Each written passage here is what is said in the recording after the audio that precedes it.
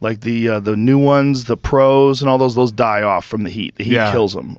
Somewhere around 190 degrees, they fucking sputter out. But the regular ones are good. So I'll just listen to like my set, go over my material a little bit, and then I sleep like a baby.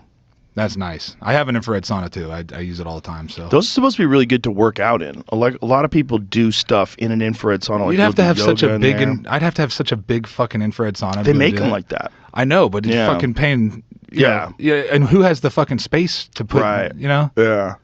Yeah, I haven't really fucked with infrareds that much because the people that I talked to said that the real work had been done in terms of like studies of the benefits was done with the regular sauna because they can get hotter because the regular ones get to like, you can get them like Laird Hamilton. He goes up to like 200 plus degrees. He does his shit. I can't do that. He wears oven mitts and he rides a salt bike in the sauna at 200 degrees. Why? Because he's an animal. He's a crazy big wave surfer. Crazy bastard. He's in his 50s and he's maintaining his body in a way that was unheard of. I mean, he's, I believe Laird is 55 or 56, somewhere in that range. He looks fucking phenomenal. He's in peak shape. Yeah. Every day he has routines that he develops where he takes weights. He'll take like a 70-pound dumbbell and jump in the water with the 70-pound dumbbell and take it all the way to the bottom. And he has this super deep pool and then springs all the way up to the top and all the way back down to the bottom. So he's 59. The guy's a fucking animal. He's an animal. And he just lives to surf and stay fit. Did you have him up? Does he have videos of him doing this shit? Oh, yeah. He's got videos on his Instagram. Is he a good follow?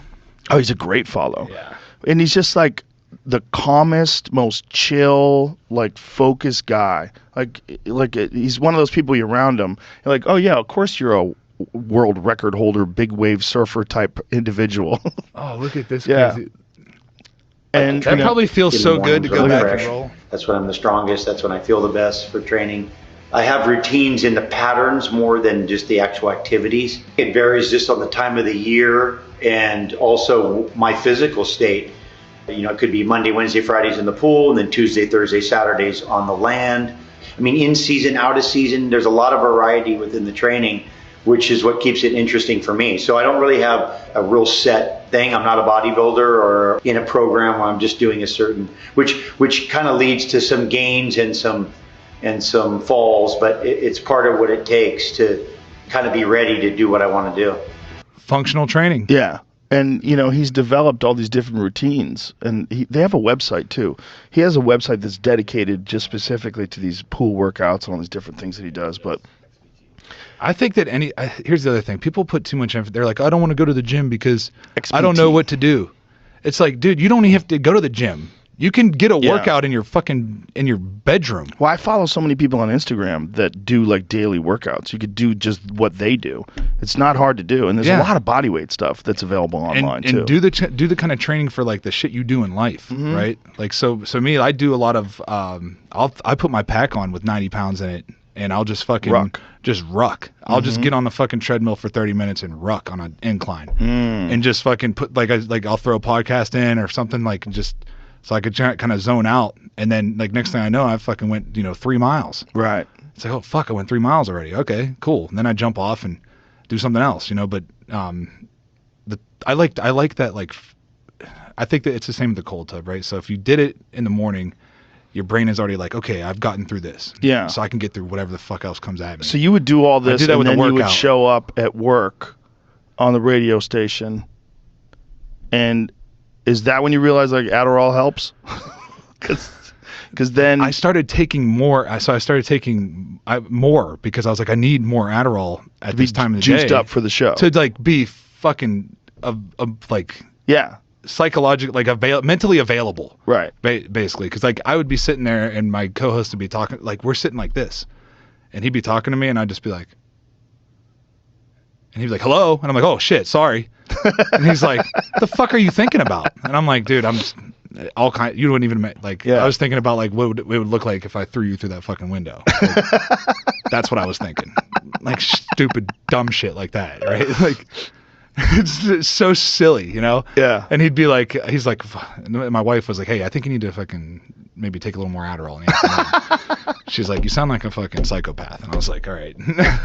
And it helped? Sorry. And it did. It helped. What did it do? But what has helped, it just helped me. I just would take like a half a dose of it, right? But then I was like, man, I pay close attention to my heart and how my heart is doing. And my doctor was like, you're fucking perfectly healthy, you know, everything's good, you know, because I did that for like 3 months, and then I was like, let me make sure my heart's still good and it's not like affecting me, because I was actually getting better sleep at night. Really? Yeah, like deeper sleeps, like straight REM sleep. This is like an ad for Adderall. I know. It really does make me want to try it. Everything's good if you don't abuse it, right? Like right. Just about, not everything, but like most, a lot of things. Most things, if you don't abuse them, like they were made for the right reasons, you know, most things. Yeah, there's a benefit to them, but so many things are easy to abuse. Yeah. Well, Adderall, I mean, guys, people get hooked on the shit. Yeah. Right? So it's like they just take more and more all day long. Yeah, I've heard it's some like stories. that invincible pill, you know? Yeah. I just stay away from anything that gives me too much confidence. Generally. Yeah. Generally, I try to stay away from confidence and I have like douchebag tendencies. I want to suppress my douchebag. I like being a nice person, and the best way for me to be a nice person is like to keep the ego in check. And that's why I like weed. That's why I like mushrooms. I like things mushrooms. Yeah.